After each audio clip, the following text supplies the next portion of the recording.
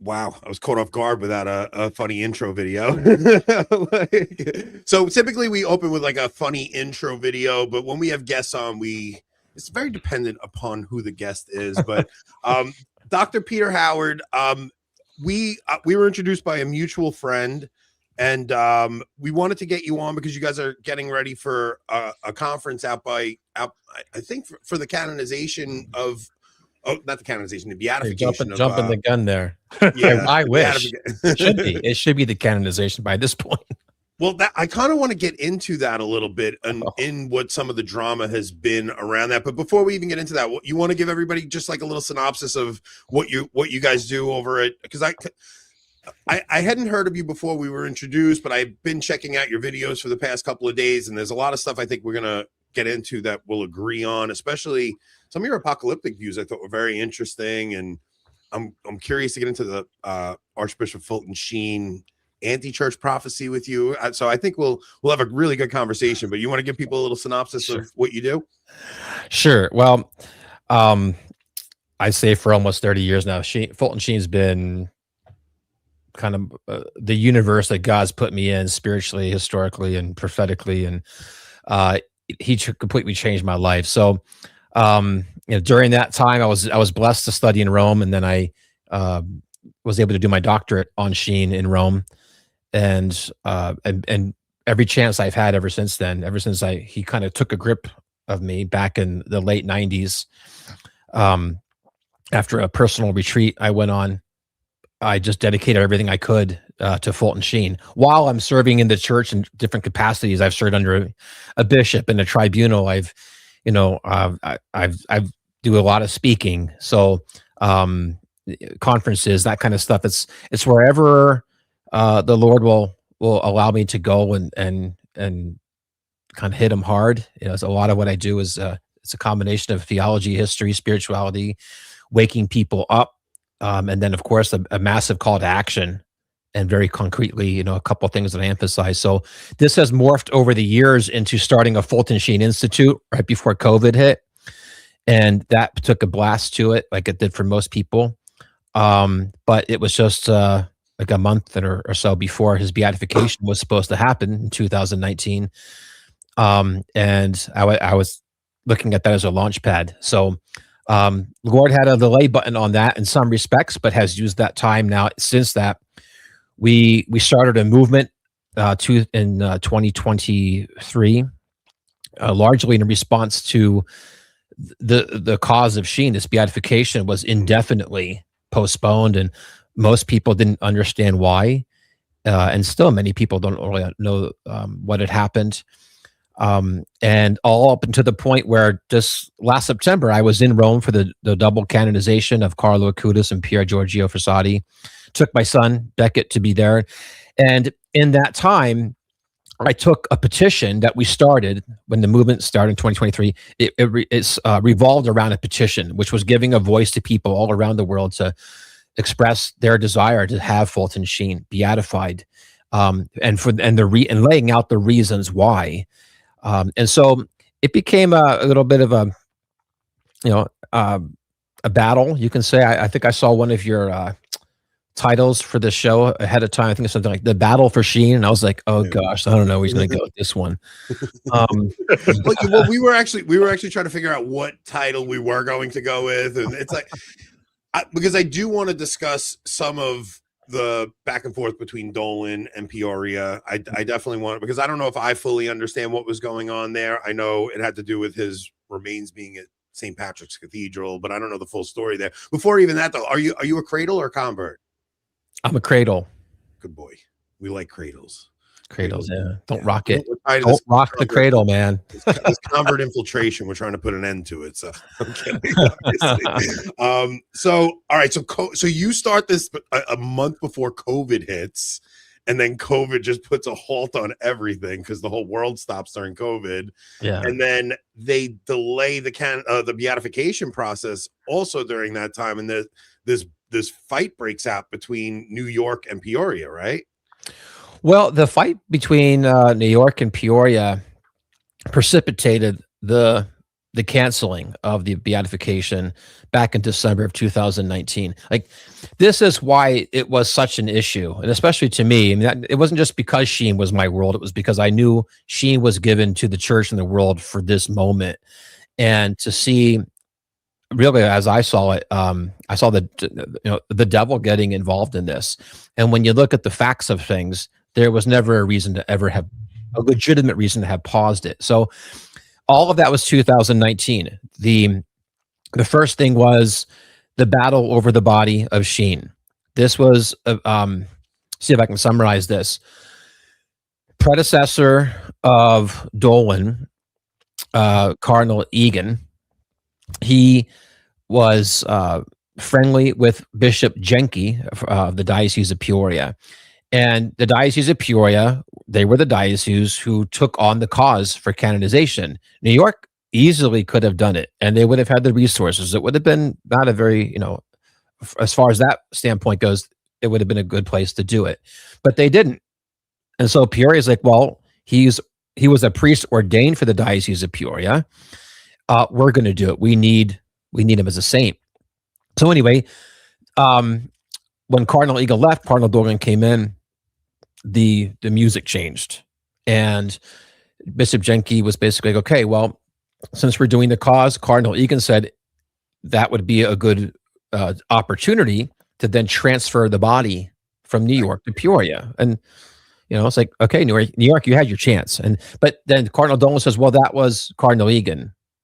Now there's a new cardinal in town, and I'm not bound to that. And Sheen's not going anywhere. So you can imagine behind the scenes this rift that's going on. Eventually, Fulton Sheen's only surviving niece, Joan Cunningham, she got involved, and as next of kin could actually fight for her uncle's body. And so she launched a court case to have him released. Sheen never said he wanted to be buried in the cathedral anyway. And so she, for a number of years, she was fighting this, and she won on the first level, local level. Then New York appealed it. The appellate court upheld Joan Cunningham, and then it went to the state Supreme Court of New York, and then they upheld it as well. So it was like literally strike three for Cardinal Dolan. And at that point, the Supreme Court of New York ordered the Archdiocese of New York to immediately transfer the body. So this happened very, very fast once that happened.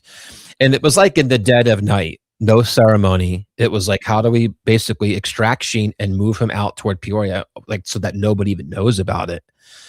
The only person that really was there to capture that, the only footage on that was Christine Niles. Maybe you may know of Christine. Yeah. So anyway, she's been a huge supporter of this entire cause and movement as well, to get the truth out and to get Sheen moving forward. So anyway, at that point, this was like mid 2019. Right after the body was moved, Pope Francis issued the decree that gave the formal approval of the miracle that was needed for him to be beatified. So now you've got two positive check marks here, and at that point, once you have the decree, it's literally set the date, and so they set a date for December. Actually, it was supposed to be earlier. They were moving so fast. This was like July was the decree, and they wanted to have like a September-ish beatification, and then Bishop Matano of Rochester began to step in a little bit more, and there was some more kind of obstructions that were being put in there, saying, well, maybe we should look at this. And the Diocese of Peoria is like, why didn't you mention this earlier? Yeah. And by the way, we already knew about that. So like, that's irrelevant, but they kept putting he Why kept do you putting think things that in. is? Like, why do you think there has been such resistance to this? Well, there's different reasons, like different perspectives you can look at it. The one that would, like, you could almost say, what was the motive of Bishop Matano? What was the motive of Cardinal Dolan? And then the other cardinal that was involved was Cardinal Supich in the end, who worked with Matano to basically tell Rome they're not at all comfortable with this. And they gave another excuse. Well, they also said, yeah. I mean, the other part was the excuse that they gave was there was an Attorney General report that had been gathering its testimonies and investigations, things for years, like they've done in other states, Pennsylvania, Ohio. A lot of states have gone through this, especially out in the East Coast, in regards to the clergy sex abuse scandal. How did bishops deal with this? So to look at the whole history, like 50, 60 years probably of all the dioceses within each state. Well, New York, they had theirs underway through the Attorney General. And then eventually, I don't know if she was in it from the beginning, but then, Letitia James is there. Yeah. So, and they said, well, we don't have this report yet. So we're really uncomfortable having a celebration, which is how they saw the beatification of Fulton Sheen, with potential shadows that could be. Now, we're not expecting any shadows, but we just want to be very cautious about this. Okay. On one level, everybody could be like, well, this is great. Not great, but okay, well, I might not like it, but that kind of makes sense. Well, the real story is there wasn't anything that could have been brought up that Rome, with the Diocese of Peoria, had not already looked at to get to the point where they can literally shut the case on Sheen. Mm-hmm. And so a lot of it, you can say, was somewhat playing on the ignorance of others, but there was a lot of power. Bishop Matano, because the reason why is Fulton Sheen was the Bishop of Rochester for 3 years after the Second Vatican Council. It was kind of where he was put in exile afterward from Cardinal Spellman, and so it was that time. I don't mean to jump in. What was the beef between Spellman and what is that about? We'll get into that. Well, okay, I'll summarize that. Cardinal Spellman was the most powerful prelate, in the church outside of the Holy Father during his time, even among the Europeans. He was that. It was joked that he was so powerful. He was the only one who had a line to the Pope, and his biography kind of says it all. It says America's Pope, Cardinal Spellman. Mm-hmm. So he was the one who really raised and groomed Sheen for all the positions and opportunities that he had. So. Whether it be eventually he became auxiliary bishop of New York, but his television window was opened up because of Cardinal Spellman. Everything. He was not a kingmaker, but you know what I mean. Sheen was so modern Supich. Kind of. The old Supich is now the kingmaker. Kind of, yeah, and he's the most feared. It's both. It's both. And you don't cross this person. So. Nobody ever crossed Cardinal Spellman. He was close to every pope during his time. Well, there were two rifts that came up. Well, as soon as Sheen was made the national director for the propagation of the faith, which is now the Pontifical Mission Society, which he did for for a number of years, almost 20 years or so. Cardinal Spellman, who was his predecessor, kind of kept his hands on things, or at least thought he could. And one of the things was, he liked to travel around and he would bring gifts to everyone. He was like, the most magnanimous person, but he was using money from the Society for the Propagation of the Faith. Well, one time he asked for some money to do this and Sheen said no. And so Sheen was the first person who really told Cardinal Spellman no. He's like, those money's for the poor and it's not going anywhere. Well, that rift started trickling to Rome. And And then, but the one that broke the back on the issue was Cardinal Spellman basically inherited or had donated to him what ended up being like millions of dollars worth of powdered milk. And he then gave them to the Society for the Propagation of the Faith, but then said, well, I want to be reimbursed for them. And Sheen's like, that's not going to happen. One, you've given it to us. Two, I know you didn't pay for them. Yeah. They were gifts, So that rift went to the Pope as well. But this time they had, Sheen had the receipts in his hand. And was this Paul VI or John Paul II? No, this is actually, this is Pius XII. Oh, this is before the council. This stuff is going on. Yeah. Oh, wow. Okay. I mean, it's all right around that time. So, so this was a big deal because Cardinal Spellman was asserting that these were his, and then he pulls out the receipts. So literally in front of the Pope, Cardinal Spellman's proven to be a liar. And so he immediately, like the relationship between him and the Pope was ruptured, no trust. And like this, it's like a movie. You could like the music changes, it goes really dark. And then there's like the death look to the like Spellman, the Sheen. And he basically tells him afterwards, like, I'm going to spend the rest of my time destroying you. And that's why the plug got pulled on his TV show immediately. And then the council came. And then after the council, Sheen didn't return to New York. He then was sent up to Rochester. Is there anything to the rumors that Spellman was maybe one of the 4 communist cardinals that Bella Dodd named to Fulton Sheen? I really don't know. I would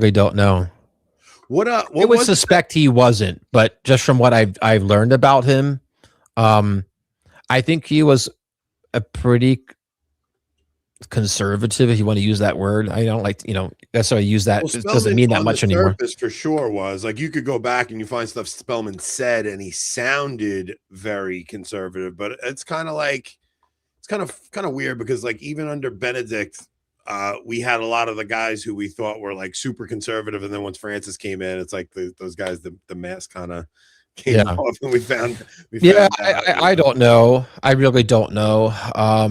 But anyway, that's the story behind that whole thing with Spellman and Sheen. So what's interesting though, is that because from that time onward, and Sheen never talked about this publicly. This is actually one of the things that makes him, I think, a great saint, because he had all the truth on his side. He's such a public figure that, he could have, like today, people just bring it to the airwaves, to the podcast, and it's just this all-out fight. I would venture to say very strongly that I think Sheen would disagree with a lot of how things are being handled today, in the midst of like, we're fighting for truth. But there's a time where it comes in where it becomes also ad hominem, and to the point where even offices themselves are attacked. So, I could agree probably with 90 to 95% of what people would say of why they're upset or why something, but you listen or you watch further, it becomes about them at a certain point. And then their ego steps in and the devil gets in. And in the name of orthodoxy, they're actually causing sometimes more damage than even some of the liberal nonsense crud that we have to deal with. So the devil finds a way in either way. Sheen was smart. He just withdrew. And then as he said, he didn't retire. He retreaded and he focused on priests and giving retreats. And thank God he did, because it was a retreat that he gave in 1972 that was given to me when I was discerning my place in life, that changed the entire course of my life. How old are you? What do you mean? I'm 74. Stop your nonsense. How old are you? What did you see a recording of this? I'm 52, so I'm born in 74. Oh, I was gonna. All right. I'm like, wait, you were at something discerning in 72? Come on. No, okay. I listened to a retreat that was on cassette tapes. So okay. You and I know what that stuff is. But it was a remastered set, and so it sounded so clear. It wasn't like, oh my gosh, you could tell this is from the 1940s, or like it was almost as clear as you're hearing me right now. There's some great ones on YouTube. There's like, my exposure to Fulton Sheen has been from listening to his sermons on YouTube or like rebroadcasts of his TV show from back in the day. Like that's my initial exposure to Fulton Sheen, and he's still just as much of an evangelist now after his death as he was while he was alive. Like I know countless people who came into the faith because they heard a Fulton Sheen sermon or they read his book, The Life of Christ, or something like that. You know? Mm-hmm. Yeah. Well, I mean, wisdom and holiness is timeless, and that's also where another thing that kind of I think characterizes somebody who's full of the Holy Spirit more than others. At least when they produce certain things, like for Sheen, I've never heard something that has a thunderous effect on me, unlike others. And it's not saying like others like aren't holy or whatever, but you know what I mean. When I listened to him on that retreat, I never even knew of him other than like a reference with no actual citation of anything. It was like, oh yeah, Fulton Sheen was and that was like it a few times. And that was right after, this is right after my undergraduate at Franciscan University in Steubenville. So I had great professors. I mean, outstanding professors. I never heard of Sheen. And so when I put him on, I actually thought he was English or Irish. Yeah. And the way he talked, it had like an Irish tinge to his voice, even though he's from Illinois. But anyway, he gripped me. It's like when people would heard Jesus, who is this man who speaks with such authority? Mm-hmm. And like, where's he from? And it's kind of funny because like Sheen, he's from El Paso, Illinois. And everybody's like, well, where's that? Like nobody knows where that is. It's outside of Peoria. It was a farm area. So anyway, just extraordinary power. And not to get in, but if you look over my shoulder here, kind of pointing at it right there. Oops. Tell me this was a sign that he was meant to be in my life later on. The guy who recorded that retreat in Dallas, Texas, it was the priests and seminarians. His name is Dan Steffen. Great man. Thank God he recorded this because that literally changed my entire life. Our paths crossed when I was doing my doctoral work, and he gave me the original remastered CDs that he had from that retreat. And then he said, I want to give you something else that you alone would probably appreciate more than anyone. And he called it his Sheen Shrine. Mm-hmm. And in it was a glass globe in this big box, and pictures of him and Fulton Sheen and a handwritten letter on, as well. And was this microphone. And that was the microphone Fulton Sheen used for the retreat that I listened to. Oh, wow. That's pretty cool. And so that'll be what, a second class or a third class relic? Yeah. I'm looking for a little piece of hair or something, but it's a first class. I'll claim it. So bring us up to date now. Like where are we at? We have a date set for the beatification. Like Pope Leo actually put a date on the calendar now, right? Yeah. Well, they work it out with the Diocese of Peoria, and it moved. It seemed like it was never moving, for a while because that insistence of we have to get this New York report. Well, we're almost 7 years later, and actually it's still not out. It never came out. So I'd like to think that everyone who was involved in our movement had a part to play in that. The fact that when I went to Rome last September, my wife beautifully prepared the petition in a box, and we brought it to the Dicastery of Saints because I promised everybody, I said, look, if I ever get to Rome, I'll deliver it.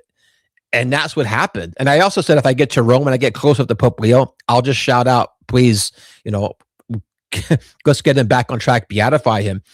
God answered both of those prayers within 24 hours. Yeah. So I was able to go and drop off the petition and actually speak with the Dicastery of Saints about the whole thing, where it's at, where it's going. And they just confirmed the history that I knew. Rome never, ever had a problem. There wasn't a reason to really stop it the first time. But because of the insistence of the prelates in America, they kind of said basically, well, you guys worked this out. Well, the thing is, never got worked out. Because the church doesn't have the devil's advocate anymore, they were able to use that And because it should have been something that the church was able to do their own due diligence on, and they would have known, which they probably do, like you're saying, like they have had all this time to research it themselves, but there is this report looming still, I guess. So but in the end, as we know today, we don't have that report, hasn't been published. Nobody really knows what's been in it so far, and that was the number one reason that was used. So it just verifies the fact of it was never a valid excuse. It was something that we had to simply deal with. And that's why, like I said, that's why we had a movement to at least I can talk about stuff, but people might expect me to say those kinds of things. But when you have people from around the world and you're gathering signatures and then you go and they see what you're doing in Rome and you deliver it. I have an interview that I did with the guy. The undersecretary let me video record the whole thing. He gave it to Cardinal Semeraro, who wasn't there that day, but he assured me, and I believe him, he was going to do it right after. Great conversation. And then the next day, I saw Pope Leo at an audience. He was literally, 8 feet in front of me because his little Pope mobile stopped. There was a baby next to me, and you're like, oh my gosh, this is a great setup. Yeah, we're bringing babies to Rome with us when we go. I know. We're hoping to get the handoff, and I'm going to throw him a pack of knickknacks if I'm close enough. Yeah, exactly. So, but it worked out. They stopped, and I was like a kid. So who knows what I said? I was probably embarrassing, but it was like, Holy Father, please beatify Fulton Sheen. Please beatify Fulton Sheen. Well, I think at one point I said, bless Fulton Sheen. Yeah. But I kept saying it kind of like, I think it was like Zacchaeus and the tree, trying to get everybody's attention. And eventually he stopped and he looked at me. And this is all rather fast though, but I have it on camera. And he gave me a quick thumbs up, and then he just kept going. Yeah. For me, it was like prayers answered, like confirmation. And then within a few months of that, then it was leaked out from the pillar, and that a beatification date was imminent, which means the Holy See basically told Peoria, pick a date now. Yeah. So there we are. And so now 7 years later, it's like, I don't want to say it's a lot of it. It's good because we're at this point. I don't like to get back and try to relitigate a lot of that. I mean, sometimes it's good just so people can understand the history too, because how could this have happened? And I pray that this never happens again, that's even possible.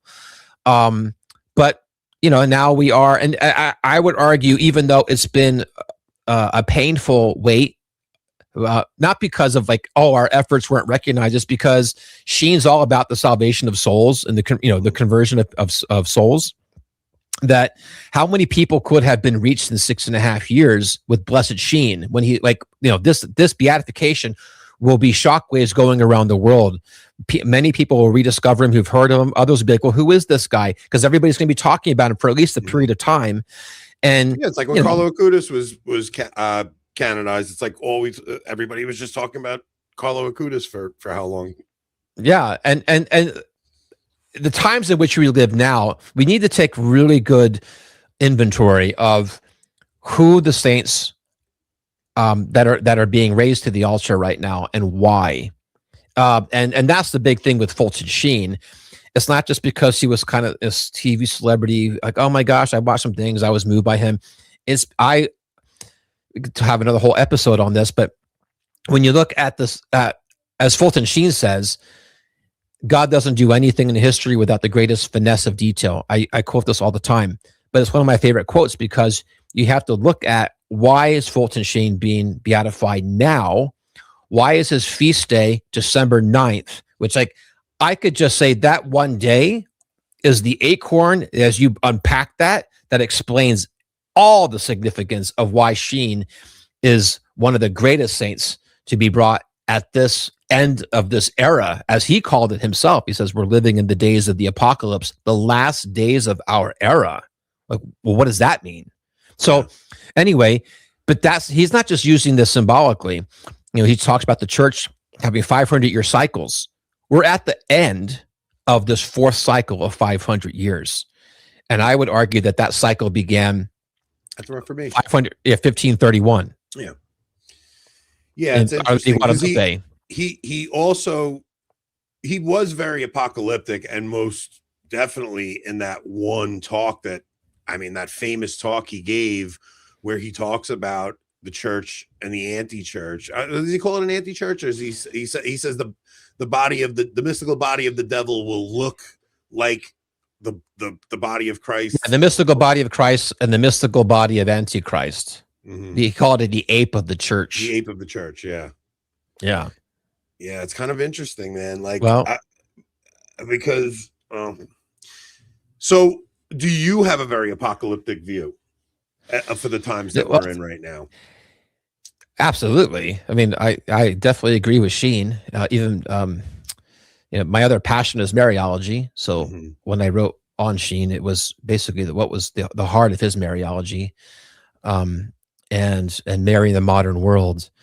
And Sheen, this guy his insights were not just brilliant, but they were so prophetic that the more we learn about Sheen's connection with the history of the last 500 years and where we're going, I would say within the next 7 years, it will not only just blow your mind, because it's really undeniable, these kinds of connections, but it gives us a lot of hope, because everything around us, we see nothing.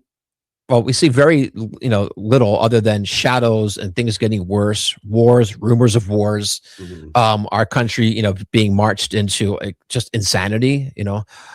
People ask you, well, what would Sheen say or think about what's going on now? I would just say he doesn't agree with anything that's going on right now. But anyway, but apocalyptic view from a strict meaning of the word, a Greek word that means unveiling.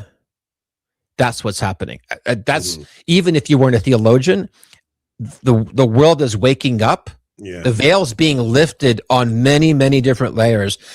On a spiritual level, it's not only being lifted, the veil is also getting a lot thinner. We can see it's almost tangible, the evil that's before us. Yeah. Because it's also knowing its time is short, and it's like a bear that's cornered, and it's not just going to crouch down and start whimpering. It's going to eventually just go all out. And that's kind of where we're at. So it's good to see, people wake up, especially Catholics. I think Catholics are the slowest, in my experience. The Catholics are the slowest to wake up to what's really going on in the world. They've been very trusting of secular media, and the just propaganda of, if you question any narrative, you're a conspiracy theorist. And then if you say, well, that was a conspiracy, just how we got to that word conspiracy theorist by the CIA after the JFK assassination, to cover up any opposing arguments, So it's like we're in such an information war that it's changed, it's challenged. But Sheen said himself, he says, only those who really have faith really know what's going on in the world. He said most people really don't know what's going on. Yeah. And so so it's apocalyptic in that sense, that we're experiencing this. And I said, at the same time, we are at an end of an era. And we're clearly coming to the end of something, right? Like, you could see the civilization around us is hanging on by a thread. You could see the world has its own plans on what they think they want to do. I personally think we'll see the Antichrist in our lifetimes. I mean, depending on how old we are or how long we live. But Rob, I think he's alive right now. Yeah, I think my opinion. He's very well could be on the world stage right now. Yeah, I have this pressing feeling like we are racing towards the Battle of Armageddon right now. Like that's what the world feels like. It is racing towards the Battle of Armageddon right now. Well, literally, I guess Armageddon will be at the end of time, because that's where the final judgment will be. But think of it this way: if you think of Fatima, there's going to be a real triumph of the Immaculate Heart of Mary, and there's going to be an era of peace. These aren't just casual words. That word era is very, very important. And it was to Sheen as well. And like I said, if we started unpacking the significance of 1531. So do you think that era will be a 500-year era? Oh, I don't know I don't know because I don't know when the end is. Yeah. But when you look back at history, as Sheen was doing, he was describing how there was always a big crisis that needed to be dealt with in the world, and how it affected the church. And so the fall of the Roman Empire, the first turn, and we had Gregory the Great, and then we also had 500 years later we have the Great Schism in the church, and the preparation at the same time for the medieval era, which became halfway through the high point, or near the end of it, I should say, in the 13th century. 16th century, now we have an all-out assault within the churches on the faith itself. And then you have second Christendom popping up in South America during that whole period. Yeah, I mean, it's you can look at it as the disintegration of Christendom. In Europe, but in South America, there's like second Christendom popping up because Our Lady appears in Guadalupe down there. It's Yeah, well, it's interesting. Yeah, that's a great point that nobody really talks about. The foundations of what is to come are there. But what's interesting is like it started there, and how the faith spread down because of the Spanish, Portuguese settlements down there. But that's south of obviously Mexico City, because Mexico City is modern day Mexico City, where she appeared, is the geographic center of all the Americas. Mm-hmm. So the North is not claimed for Christ explicitly, or even for the Catholic Church, as the South was. But what's interesting is that all the kernels, the foundations of what is going to happen, because there's no doubt in my mind, and this isn't like just mere speculation. It's a theological conclusion, but it's also based on history and seeing what's happening. The future of all the Americas, but especially North America, is Catholic. There's our country, as we celebrate our 250th anniversary, as we know it, it's over. I say that, I don't mix my words on that. We tried everything. I gotta cut it because Rob's over here saying that Mexico City is not South America. It's not. It's all Mexico. It doesn't matter. Everything is Mexico. So yes, it's Central America. Everything's Central America. I'll go with that. North America. It's everything south of Texas is Mexico. Okay, yeah, you can get your ruler out, I guess. But if you look at it, I'm making fun of Anthony. Yeah, he's making fun of me because I said South America. Christendom pops up Guadalupe in South America. appears in South America. He gets mad at me when I say that's this. all right. He's from New York, Yeah. Public school, New York. Sorry, I Read broadcast with an autist. You can't just take what I say and let it go. No, but it is an interesting point though, in that, because it did make me think of how first off, our Blessed Mother claimed the bottom half of the Americas, and it was Catholic explicitly in its culture and all that, in the indigenous groups and Mesoamerica at large. But then when you look, to the north, of course, you have now the United States, a very young country, of course, Canada, and the roots of the land that we've had that preceded our country's founding was Catholic. When you look at the names of the Mississippi River, was called the River of the Immaculate Conception.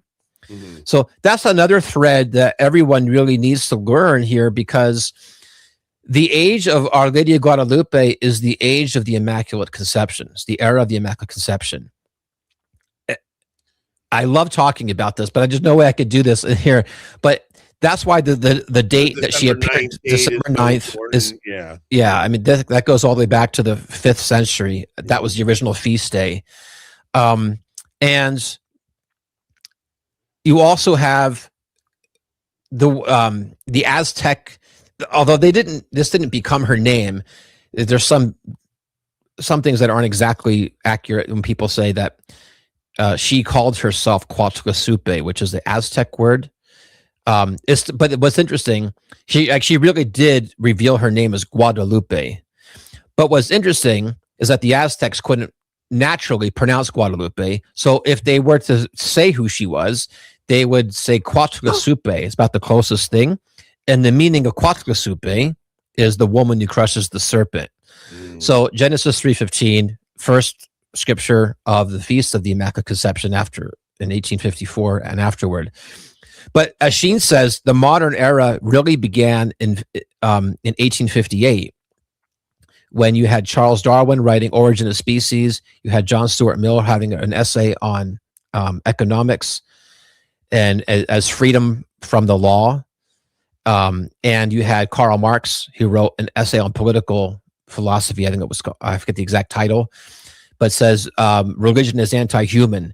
So you have the big assaults that would form the three great philosophies that would be at war with Western civilization, Christian Western civilization, up until the modern time. And the reason why Sheen said this was so important also is because as Darwin is asserting, and now that we've seen everybody picking this up, I was listening to your previous episode not too long ago, talking about the Earth and Darwin and all that stuff. That was John Bergsman's son on with us. Yeah. Yeah. So anyway, basically, what's his name? Darwin, with his Origin of Species, is saying man's an animal. And if man's an animal, then man is without sin. And if man was without sin, then, as Sheen put it, we're all immaculately conceived. Heaven's response wasn't to send a bunch of theologians and philosophers to come down and answer that. He sent his mother the same year into Lourdes, France. And what does she say at the very end? I am the Immaculate Conception. Yeah. A loaded phrase. That St. Maximilian's been his last years obsessed with that. So what does that mean? So that really, that's why we see this Marian era after the French Revolution, which everyone should understand as well, which was the way all the philosophical framework for then Marx, Darwin, and John Stuart Mill and others to have this anti-human campaign to remove the image of God in every way from man. And today we've come to the end of the ideology and the philosophy of communism, which is not just reducing or removing economic inequality. It's removing what it would consider all contradictions that would go after husband and wife in a home, what the family then means, all the way down to the gender difference itself. All of these things have to be, kind of reconciled, synthesized into something that is generic. We're at that with the whole gender ideology war, and now it's transhumanism. You talked about this battle of what's going to be coming. Well, yeah, it's the Great Reset of the World Economic Forum. It's been lots of names, New World Order, and then you have the Kingdom of Christ. So that's what the Kingdom of Antichrist is. It's a complete counterfeit of all the things that the Kingdom of Christ is. And if you look at AI and where we're going scientifically, we're not going to be around in 3 years unless there's probably some major intervention. That's how fast things are moving right now. Yeah, I feel the same way. Yeah, it's like things speed up towards the end of the cycle. Like things start happening with more rapidity towards the end. It's like unless these days were shortened, lest even the elect be deceived. That should sober us. Because a lot of people are like, hey, man, there's no way. Like, I know I'm so grounded in the truth and this and that, and the orthodoxy, which is, okay, that's great. But the fact that was said, that should humble us all. Like, well, those that you think might make it or would be strong aren't strong. Yeah. And I don't know. Sheen says we're in for a lot of surprises. He said the biggest surprise will be if we find ourselves in heaven. So anyway, so what are you guys planning with the conference now? You have a conference that you guys are doing now. Is it like this in alignment with the beatification? Like what are you guys doing out there? And where is it? Give people info. How can they find out about it? Thanks for letting me talk about it. It's a beatification conference that the Fulton Sheen movement is putting on. It's not associated with any of the activities of the official Archbishop Fulton Sheen Foundation, who worked with the Diocese of Peoria and works with the Diocese of Peoria for the canonical cause of Sheen. They were all involved to get all the work done to get Sheen so that he's now ready to be beatified. Mhm. But it's interesting is that as soon as we heard about the announcement, we're like, okay, we have to have a conference. Like, how are we going to do it? How are we going to afford it? Honestly, we don't know. We're extremely grassroots. We're not coming from donations from anything large.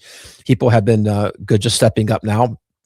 But this is a conference that we're doing because, and it's the eve before the beatification. The beatification is on Thursday, September 24th. Our conference is the day before, on Wednesday, September 23rd, and it's all day. We have Bishop Joseph Coffey, who's going to be with us from the Military Archdiocese. He'll be with us. We have a pilgrimage that's actually happening that begins even earlier, from the 19th of September in Peoria. On the 20th, we celebrate Sheen's anniversary to his priesthood. That's when he was ordained in 1919.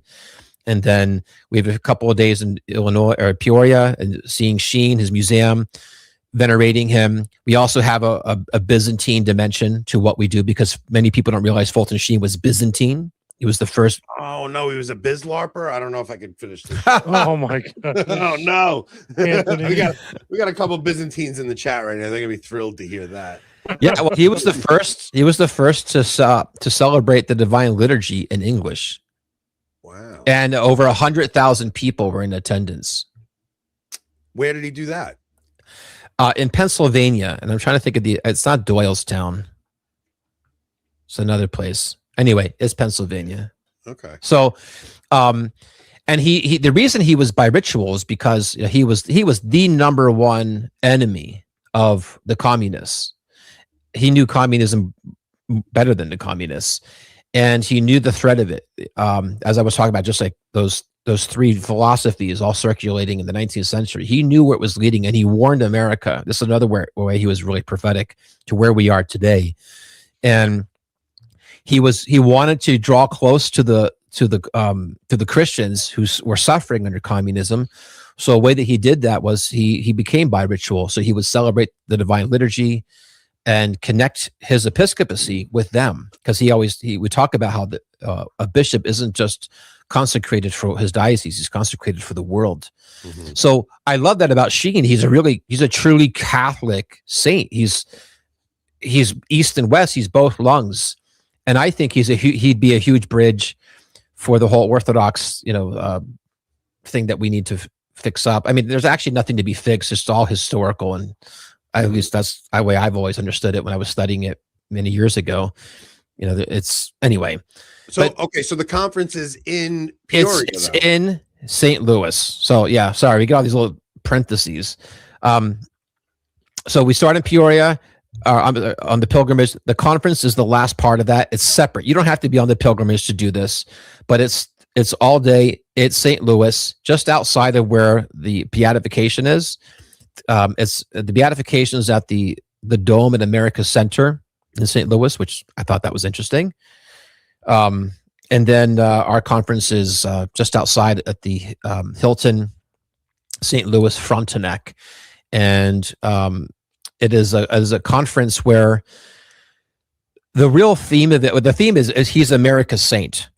So that's the big part of it. We were talking. We did a show. Our last episode, we were talking about how can we form like a uniquely Catholic culture, like, because you see remnants of European Catholic culture everywhere. You see if you have like a large Italian population, you'll see they still do processions like they did in Italy. Spanish, the same thing, but we don't have like a uniquely American tradition, like Catholic tradition yet. And I think we mentioned Fulton Sheen as like maybe like the basis of starting something like that, like our first like real American saint. I mean, I know we have a couple of others, but he would be like truly the first real well-known American saint that I think we could develop some traditions around to maybe start something cultural. Well, check this out. I was just looking for it. So if you're wondering what I'm not watching some other show. I pulled this up because it wasn't too long that I came across this that was also really solidified the title we had chosen out before I even really knew all of this. But Sheen says this because he talks about America needs a modern saint, and he says America needs a saint, an American saint, After 300 years of Catholic life, we cannot point to one saint who was born in this great land, who was educated in our schools, and showed in crisis how an American Catholic can relive the life of Christ crucified. We have the greatest Catholic school system in the world, the widest forms of charity work, the most compact army of teachers and religious, but the niches of our churches are empty. Our dollars are cleansing lepers, digging wells for Muslims, setting up chapels in Nigeria and orphanages in Japan. But we must be more than hewers of schools and drainers of dollars. We must give to the world more than our gifts. We ought also to present it with a saint to prove we are not as materialistic as some believe, a saint who would be a priest, and preferably a bishop. To prove that sanctity in a nation must begin with the bishops, then the clergy, and finally the faithful. He goes on, he says, let's see. That alone, what an amazing quote, know, right? That alone. The irony, he's describing himself. Yeah, but he's also pointing out like how like a man who a bishop truly formed in it and who truly loves Jesus Christ, like does see his role as bishop to be the saint, to lead the others to Christ like that. Like that's what you're talking about. The culture that we need has to be led by the church and of course connected to the apostles themselves. I mean, I'll just go on a little bit because he actually then says who he's talking about, and you might take a little bit of pride in this by the end. He says a saint who needs, who must be born here but need not die here to prove that the melting pot of American bubbles over in its love of humanity and pays back the debt of immigration that made us great. A saint who might have been so American as to have gone to school in Brooklyn. For what city has such a ring of Americanism about it? A saint who would have served the church in other lands. For though we want a saint from America, we do not want a saint who was only for America.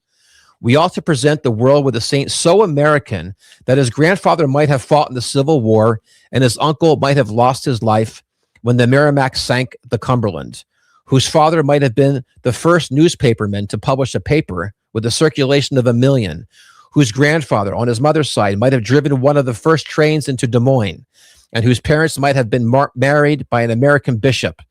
We need a saint so American that as a boy, he would, like all American boys, make fun of anyone with a foreign accent, and then prove that he meant it in such good faith that he would take the message of the gospel into foreign lands. In a word, we need a saint so American that he might have the same name as one of our automobiles.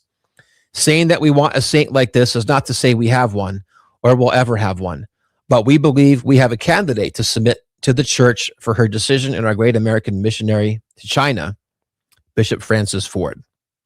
So that's who he was talking about in the end. But if you just took out that last part, you'd be like, oh my gosh, this is she.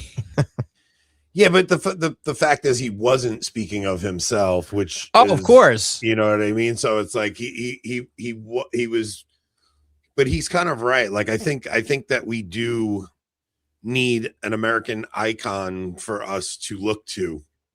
You know, like that's the whole purpose of icons, is that it's like we see a bit of Christ in that person and we try to emulate that person because we see Christ in them. And yeah, Sheen definitely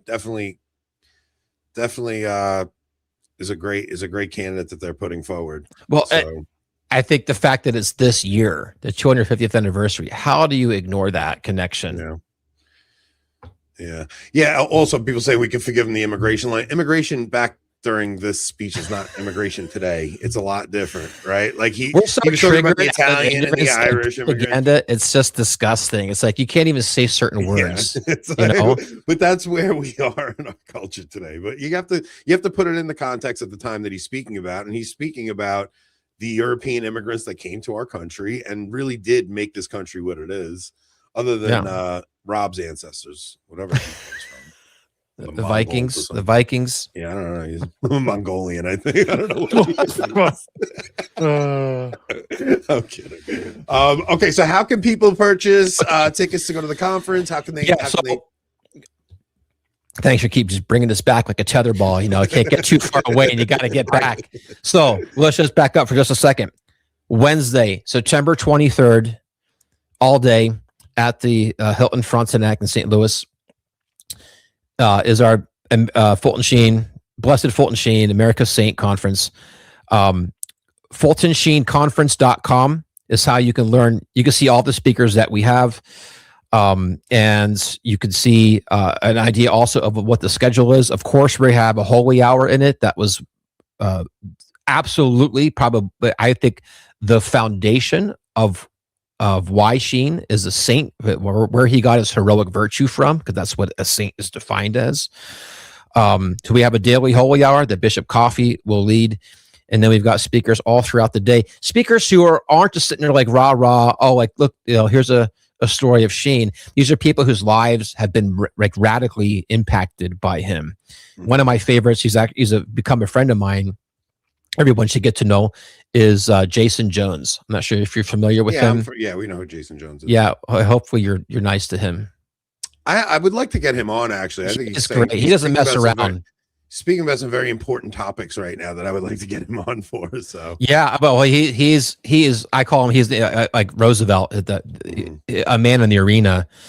I mean, he's there in Gaza. He's in Nigeria. Like when he talks about things, he's actually been there. He knows the people that are there. And what Sheen, the heart of Sheen was to the vulnerable. And a lot of times people forget that because they're just wowed by his intelligence. And so, but this is something like that's what kept him humble, was his connection with the missions, the poor, the persecuted, the suffering. That's what really taught Sheen what it meant to really be a follower of Christ. And so Jason captures that. And he's also been in the Hollywood, he still is in the Hollywood scene, movie production. So anyway, he's just one of the speakers, that we have. Yeah. Arthur Brooks, people may know of him. He's a fascinating guy who talks about the themes of that Sheen talks about quite a bit, like happiness, which people might think that's kind of generic. Like, no, that's what we're all seeking, so we better understand it. And Sheen says we're going to have to start our evangelization of people from the human condition and then work the things divine. Arthur Brooks does it so masterfully in his realm of neuroscience that you see the complementarity that should be in the messages that we give, because it's all in the context of the incarnation of Christ, and our humanity is the means to what we know, to what we love. It's just very Thomistic. Anyway, so he's one of our keynotes. Jason's another keynote. But check it out. We have a whole lineup of people there, but FultonSheenConference.com is where you can go and get the tickets. We actually have rooms at that hotel where the conference is taking place. We have the whole floor reserved. It's going to be fantastic. And if you want to stay there, we can even help you get beatification tickets. We do have certain ones reserved for those who want to go all the way and stay with us. So FultonSheenConference.com is where you go. And I hope that people will make this. This will never happen again, ever. Yeah. I mean, there'll be Sheen conferences. Like you have your Seek conference, like 2025 and Seek conference 20, like the beatification conference for Sheen, just to prepare for the beatification, which is, I think, more important, so that when that proclamation comes the next day, you really get why he's America's saint, like what this really means, because the beatification is a launch point of the next phase of a worldwide movement to bring Sheen into every single household. Because when that happens, as you've experienced it, I've experienced it, everyone who's known Sheen experiences it. Whole hearts and families are changed. So that's why we're doing it, and we're the only one having a conference. Like that shocked us. Yeah, that is interesting. Isn't that interesting? So I hope you're going to be there. It's not too far of a drive. He's probably going to be on vacation. East Coast standards, like if you go to Pennsylvania, or no, if you go to Virginia or North Carolina, you feel like you need a passport. That's how I grew up in New Jersey. It was like tri-state area. Now I've just traveled most of the Western world. O'Hare is only an hour flight from me. It's not bad. I used to go there all the time. So it's pretty cheap to go into St. Louis. So I hope we get some of a lot of your viewers to. So come. Okay, so one more time, what's the website? FultonSheenConference.com. FultonSheenConference.com. What's the date of the conference? Wednesday, September 23rd. Yeah, I mean, that's a good way to wrap up the summer. That's a pretty awesome thing to go do. If you guys are in the area, FultonSheenConference.com. Yep. Dr. Peter Howe, it's very nice getting you on, getting to know you. I think we should maybe after the conference get you back on to do like a history show or something. You seem like you have a wealth of knowledge on history, and Anthony like will want to do an it comes apocalypse together. too. All of our theology has to work with history as it does with philosophy. And I mean, there are certain areas that I'm pretty obsessed with, because I think it's the main artery that if you were to draw a line of like how you really can make sense of everything that we're experiencing, that's what I focused on and still focus on. And I think it gives a lot of hope, even though we got, as they said in Lord of the Rings, the battle of Helm's Deep is over, but the battle for Middle Earth has just begun. That's kind of how I feel where we are right now. And Sheen comes in as a General Douglas MacArthur, and he's got just like MacArthur said to the Philippines when he left, he's like, "I'll be back." Very Schwarzenegger line, but he did. He meant it. He came back and he liberated them.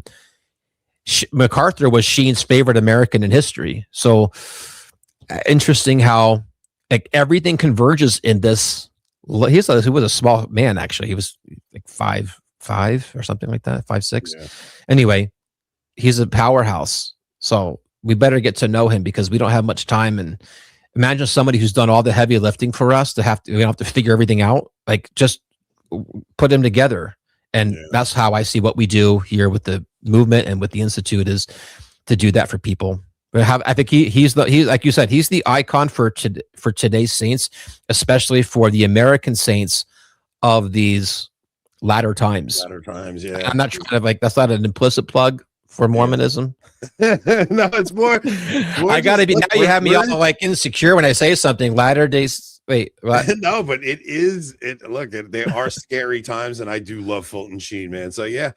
If you guys can, go check out this conference, go check out the website. If you know anybody in the area, pass the word, share the show for Dr. Peter Howard. They're doing something important here. So it was great getting to know you, man. And we'll try to, maybe after the conference is over, we'll check back in with you. We'll see how it went for you. Yeah, absolutely. I look forward to it. I enjoyed it. You could jump off. We have to actually do our ads and stuff before we wrap up. So if you want to just sign up, we gotta do some ad reads before we sign off. So Thank you very much, Doctor. All right, thank you guys. Thank you. God bless. Take care. All right, so before we head over to locals, knickknacks.com, go to knickknacks.com, use code AB25% for 25% off your first purchase. Use code AB10 for 10% off all subsequent purchases. blackmonkrosary.com, use code avoiding Babylon at checkout for 10% off your Black Monk Rosary. We are going to head over to locals. Did you probably haven't seen it, but I got an email from the CEO I was trying to, of Knickknack. Okay, so when we were on, this is actually kind of funny. When we were on locals the other night, I said to Rob, I was like, you think Knickknacks knows how much we put into their ads? Because we really put a lot into their ads, and we're trying to be original here. So Nico actually sent Rob an email. You want to read it? Yeah, he says, you and Ant were asking if we hear the ads in locals. I catch every show and they're great. He says if we ever did a bigger meetup, they might be able to make something happen in terms of sponsorship. But sorry, they can't do Bobby's bachelor party. Bobby, we can't get sponsorship for the bachelor party, bro. I'm sorry. Now he does remind us that we have to say, warning, this product contains nicotine, and nicotine is an addictive chemical. And he's trying to tell Ant that you don't always need to say it isn't a smoking cessation device. It's a smoking cessation device. Awesome. I don't think he said. I don't know. He didn't say you couldn't say that. He said. So if you want to quit smoking, guys, all right. I'm not allowed. I don't have to always say it's not a smoking cessation device, but I always have to say Knickknacks contains nicotine. Nicotine is an addictive substance, but you guys know that because you all are getting it because of the nicotine in it. So, all right. So we're going to head over to locals, and we have I have a couple things I want to talk about. I want to talk about these. Let me see. Hold I sent Rob something. Okay. So all the whole encyclical series has been making me think about, like, what if we actually did get a trad pope? And I think it would be pretty terrifying, to be honest.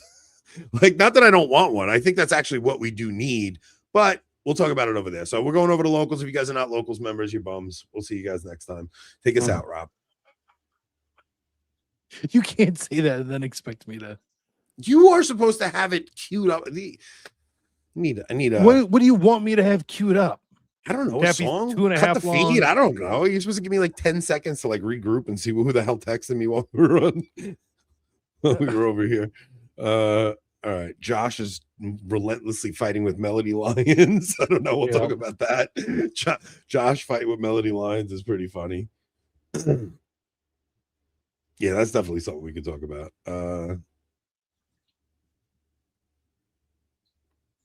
And I have to send the address to somebody for work tomorrow. Hang on. How are we doing? You cutting feeds off over here? Yeah, I'm cutting feeds.